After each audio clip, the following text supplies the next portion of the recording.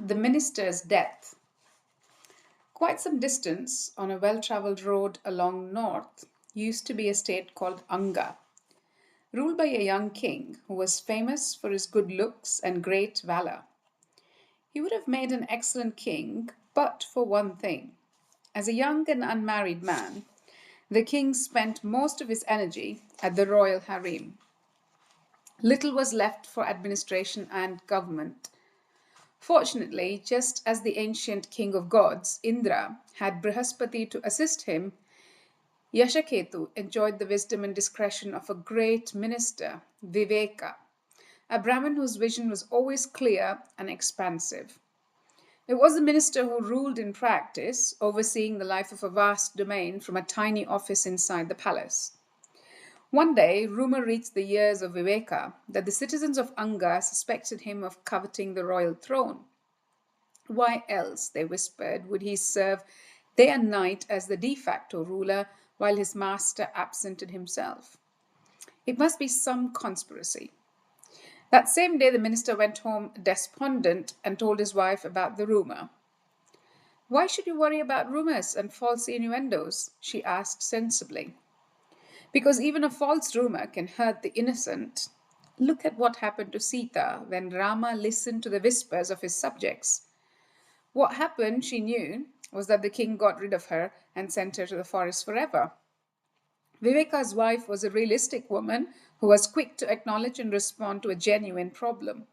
She had a ready answer. Why don't you pack your things and tell the king you're going on pilgrimage to the sacred rivers? This was superb advice, for it would show the city folk that the minister lacked personal ambition and at the same time force the king to perform his duties. The young king was not very enthusiastic about the news, and he was still in charge. You do not have permission to go on my pilgrimage, Viveka, he said. I need you here and order you to stay. That very same night, in pitch dark, the minister bade his wife farewell and slipped out of the city, unobserved by the guards or even stray dogs. He travelled simply, like a pilgrim, visiting sacred bathing places in many lands, accumulating great merit. One day he sat down to rest in a Shiva temple in the land of Poundra, near the sea, when a wealthy merchant approached him. The sophisticated merchant, easily recognizing the bearing of a man of distinction, invited the minister to rest at his home. The two men quickly became friends, and a few days later the merchant suggested that his guest join him on a seafaring expedition to the island of gold, where he traded cloth for precious metals. Viveka enjoyed the journey aboard the merchant ship Durgata. His stay on the island under a warm sun passed by lazily. However, on the third day of the return trip, the sails suddenly dropped lifelessly and the ship came to a standstill. The sea looked as placid as a royal bathing tank at midday. But as the sailor tapped on his shoulder and pointed out to the sea, the minister saw that the waves had started to gather up from every direction, amassing into a huge mountain of water that rose up into the sky, dwarfing the ship. The minister stepped back in horror, expecting the wave to crush the ship. But the merchant and the sailors remained perfectly calm. On the crest of the fantastic wave, he saw a wishing tree, adorned with gold and coral and jewels shaped like flowers. Under the tree stood a couch, and on it was a beautiful young woman holding a lyre. The woman gazed directly into the minister's eyes, picked softly at the strings of her instrument, and began to sing. Man eats today the fruit he has sown in his previous life. This even fate cannot change. As soon as the little song ended, the women on the couch, the tree, and the wave silently returned to the depths of the sea, and the water calmly closing in on the apparition. Viveka excitedly turned to quiz the other passengers. Did you see that? Have I just seen the most beautiful woman in all creation? Or was it the goddess of auspiciousness, Lakshmi, herself? But the others merely shrugged. To them, the sight he thought was miraculous was commonplace. Sailors told him that this fantastic sight materialized nearly every time a ship sailed by, and always vanished after the woman sang her sad song. The minister suddenly felt overcome with the desire to return home. When the ship docked at port, he thanked his host and asked about the shortest route to Anga. It had been months since the day he had vanished, and the king was thrilled to see his weary old friend. "Why did you leave me, good man? This journey of yours was a cruel thing for your mind to conceive, and it did no good for your body either." "Well, I suppose it was fate, so how can I complain? Tell me, old friend, what did you see on your travels?" The minister skimmed over the details of his pilgrimages, which he did not expect the king to appreciate, and then proceeded to the description of the sea journey and the huge wave on which the young nymph sang a mysterious song especially for him. The wave just stopped in mid-flow, higher than your palace, and suddenly a tree appeared in the crest, blinding me with the brilliance of its gems. But above all else, the maiden on the couch was certainly the most beautiful woman in all of existence, although her voice was as sad as the end of youth. "Tell me more, I want to hear everything," exclaimed the king in excitement. And as the minister repeated every detail over and over, the king fell in love in a deep, oddly nostalgic way. When Viveka finished speaking, the king sighed. "If I don't take her for my wife, I will die. This is certain." He ordered the weary minister to take over the affairs of the state yet again, because he would soon be departing in search of his love. The minister's protests fell on deaf ears. Yashaketu was already busy disguising himself as an ash-covered, long-haired ascetic, as he could travel without the commotion that usually surrounded a famous king. The very next day he left Anga. Following the minister's directions, he came upon a hermit called Kushanabha, who recognized the king and told him how to find a ship that would take him to the island of gold. The king had to cross 3 mountain ranges and ford raging rivers, but in time he arrived at the seashore. It was his first glimpse of the sea, which was animated like a living creature, he felt, eager to show him to his destiny's fulfillment. A kind merchant named Lakshmi Datta invited him to sail aboard his ship, and they set off for the island of gold. Halfway to the island on a calm sea, the waters rose up again, cresting into a huge wave. The king saw a woman so lovely that he vowed to make her his wife. His love only deepened when their eyes met, and she began to sing her sad song about action, fate, and rebirth. "Yes," he thought, "she's singing about us. Our love has been ordained by fate. We are destined to be united in love." He extended his hand toward the woman when suddenly the mountain of water silently sank to the ocean floor. The king was left gazing at mere surface. "She's a nymph," he explained, then yelling out to the sea, "Protect me and grant me my beloved," he jumped off the side of the ship. The merchant Lakshmidatta watched the water settle back behind the plunging man. Overcome with sadness and guilt that his guest, an ascetic, had perished, he contemplated throwing himself overboard as well. But then a voice from heaven rang out, "Do not despair, good merchant. The man who jumped into the water was Yashaketu, king of Anga. In a former life he was wed to the nymph who rides the wave. He shall now obtain her hand in marriage again and return to his throne." And indeed, the king did not perish. Deep beneath the ship, he kept swimming downward until he saw the glow of a magnificent city. Marble palaces and temples covered with gold and lined with precious stones stood on the ocean floor, crisscrossed with broad boulevards extended as far as he could see under the deep sea. As he moved closer, searching for his beloved, the king noticed that the city was completely deserted. He entered empty houses and searched in the back alleys, feeling himself surrounded by a gloomy silence. Finally, he walked between 2 rows of formidable pillars into a vast hall of a white marble palace. At the center was a jewel-studded couch on which lay a figure covered with a green shawl lined with golden embroidery. The king gently pulled the cloth back, revealing the moonlight glow of the nymph's pure face. She opened her eyes. There was an instant of recognition before she leapt off the coach and lowered herself at the feet of the royal figure. The king gently raised his beloved, and they exchanged a long glance of deep mutual recognition. Then they recounted their stories. King Yashaketu learned that his beloved was named Mrigankavati, and that she was the daughter of a king who inexplicably exiled her to this desolate place. I have no idea why he sent me here. And so every day I rise up to the surface to mourn my fate. It must be some karmic sin for which I am atoning, she told the king with a sad voice. The king took hold of her hands and offered her consoling words from the bottom of his heart. Then he proposed marriage. I know we were husband and wife in a previous life. Marry me and I promise to stay with you forever. I shall marry you, she answered, but you must agree to one condition. 4 times a month, on the 8th and 14th of each fortnight, I must leave you for one day. You must let me go then. I promise to return.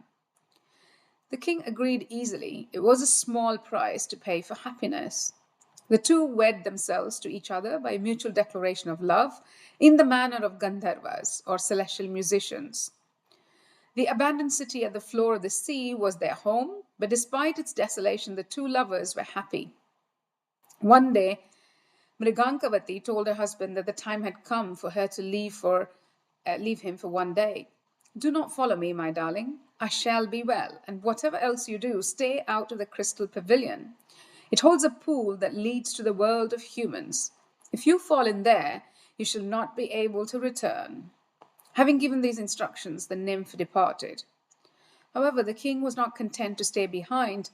Brandishing a sword, he quietly followed his wife, and suddenly, to his great horror, he saw a huge demon descend swiftly, like a nocturnal predator, and inhale the woman into the bloody abyss of his mouth.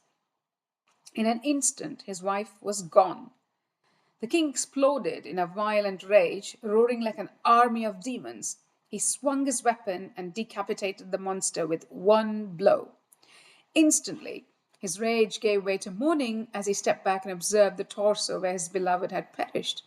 But then, before his very eyes, the demon's chest began to move, then tore open from within. Out of his enormous heart emerged Mrigankavati, completely unscathed and miraculously lovely. The two lovers ran toward each other, but then the nymph stopped and exclaimed, I remember everything. She told the king that she was the daughter of a celestial king who had one day cursed her. I was away at Shiva's temple worshipping my lord and lost track of time. By the time I returned, my father was furious. It was then that he cursed me. Just as I was swallowed whole by hunger, so will you be swallowed by a demon 4 times a month. And then he promised that I shall be freed from this curse and from my exile when a king named Yashaketu slew the demon.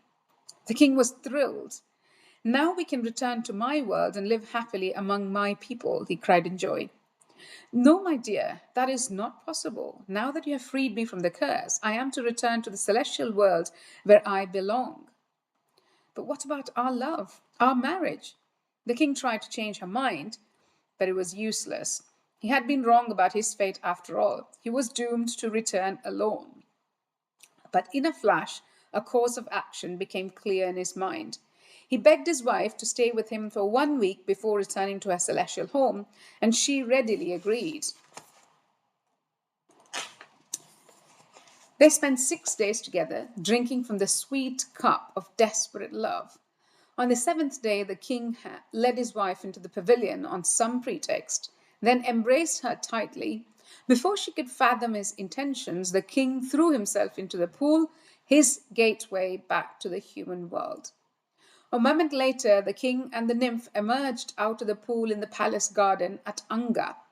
Members of the court, servants, guards came running to greet their ruler, who proudly showed off his new wife. A thunderburst of cheering and clapping of hands accompanied the young couple as they floated into the fabulous palace. The minister heard the commotion and came out to the modest office from which he ruled the kingdom. He lit up in joy at the sight of his master and humbly approached to pay his respects. But suddenly a white pallor descended on Viveka's face. He stopped, and his bearing turned distant and thoughtful. The king failed to observe this as he gleefully displayed the maiden from the wave as his new queen. Viveka, more perceptive than anyone else in the hall, saw that the young woman was shivering with sadness. "You are indeed the woman from the wave, the celestial nymph," he bowed lightly. "Why do you look so sad?" "I am sad, wise minister. Because of love, I have now lost the power to return to my heavenly home." Her eyes moistened as she spoke. The king turned in disappointment, but quickly composed himself. "Don't cry, my beloved," he said, smiling happily. He tightened his embrace around her shoulders. That night, the minister returned to his home in silence. Skipping dinner, he went directly to bed, where a short time later, his wife found him dead of a broken heart. I had stopped walking before the old man finished the story. Now, I suddenly became aware that my feet were turning sensitive. The stone slabs were particularly coarse at this point. Off the path was a cluster of weeds that looked soft, but I only half noted them. The story had almost completely absorbed me. "Now, my young friend," the old man turned to face me, "why did the minister die? Let us assume for a moment that this story is a riddle. Show me what you can do." In some strange way, I found the death of the minister saddening. It was a good question, too, one that went straight to the heart of the story, but I shrugged. "I don't know. There could be lots of reasons, I suppose." "Such as?" He was beaming. "Before, when the king was not in love, the minister had to do all the ruling for him. Now that he's found the love of his life, things would likely get even harder for the minister." The old man clapped his hands and almost squealed in joy. "That's wonderful. What else?" I studied him closely. There was something disjointed about his reaction, fast and slow, ecstatic and observant, all at once. "Maybe the minister has also fallen in love with the nymph," I suggested. "After all, wasn't he transfixed by the sight of her?" "Ah, yes, that's much better." The librarian turned his gaze toward my feet and remained silent. I looked down too, but there was nothing, just my stupid toes taking turns bearing the load of my weight on the hot ground. "Of course, you're wrong on both counts." He broke the silence. "The minister died because the nymph lost her heavenly abode. His own reason for existence thus came to an end. Do you see?" "In truth, I don't. Sure, she lost her home, but she did end up with the man she had been married to in a previous life. His fate was fulfilled. Isn't that the point?" I had slowly inched my way off the path and was standing in the weeds, smiling sheepishly. "My friend, if we were sitting on the veranda of the Lalita Mahal sipping an English tea, that would have been the point. Here, on the hill, after the stories I have already told you, the point is different." "How can it possibly matter where we are?" I sounded edgy. The old man laughed in a conciliatory way, like a boy. But he said, "As I start to tell you a story, try to keep in mind what we discussed previously. A sitar note at mid-raga sounds entirely different than it does in isolation, don't you think? In this case, we were talking about karma and the transmigration of the soul from one life to another." "I know." My voice sounded exasperated. "That's precisely what I was saying." The old man touched me lightly on my elbow, and I felt a soft breeze ruffle my hair. Then he said soothingly, "Did you feel the sadness of the minister?" "Indeed, I had. I was moved by his sadness and his death." I nodded again. Good, good, good. That precisely is the sadness of samsara, or transmigration. The soul journeys from one body to another, from one identity to the next. Do you follow? Are you saying the king is the soul?" The old man was getting ready to chuckle, I could see, so I switched tacks instantly. No, no, wait. The nymph is the soul. He relaxed now, so I continued. But how can that be? Isn't the king the hero of the tale, the character in search of a goal? If the soul takes on many bodies over the course of many lifetimes, it is the active agent, like the king in the tale. The old man began to tap his cane on the stone in rhythm with his words. He is learning. The boy's learning. Suddenly he stopped and looked at me gravely. Look, you put your finger precisely on the tragedy of samsara, but in reverse. From where we stand, it only seems that the king is the hero. Or, to put it differently, what we regard as our soul, our self, or ultimately identity, that is hardly the soul. In fact, the self is the body. It's the body, or what Aristotelian theologians call the embodied soul, a false monarch. Do you understand now? I did. I really did start to understand him. Let me get this straight. My soul, or what I think is my soul, is actually a part of my body and it does not transmigrate, right? That is more or less correct for now. Our psychological self perishes at death. But the self, thinks it is the soul, the real thing, and so it robs the true soul of its celestial home, its divinity. Brilliant, young man, you are wonderful. And that is what makes transmigration sad. This constant falling in love with a false identity. I turned away from the old man so he would not see my face. I didn't want him to see my excitement. I spotted a datura flower, brilliant yellow, further up the path, and I meandered in its direction, feigning botanical interest. In truth, I detested the datura. Years earlier, when I was 15 or so, I had conducted a small ethnobotanical experiment with a damn thing. That's a fancy way of saying I ate some. Somewhere I had read that the datura had spiritual properties. It was hallucinogenic. I was not interested in drugs or trips. I think it was just curiosity about how a plant can affect the mind. I don't remember much about the experience. My body became detached from my control and the world slowed down to a standstill. Every moment stretched out to a hellish eternity. There was no pain, only interminable stillness. I later came to believe that what made that experience so frightening was the psychotic-like loss of selfhood. The body I occupied and the consciousness centered in it did not gel. At a time when I was greedy to be someone, even the most basic self-identity was snatched away chemically from what seemed like an eternity. My father later said that I had been running amok, that my body shook and twitched like a broken wind-up toy. I woke up in the hospital with tubes running in and out of my body. My parents were arguing, as usual, but I could barely hear my mother. She always whispered when she was angry, which made her more frightening. Mother thought I should be grounded for a year. My father told her to take it easier on me.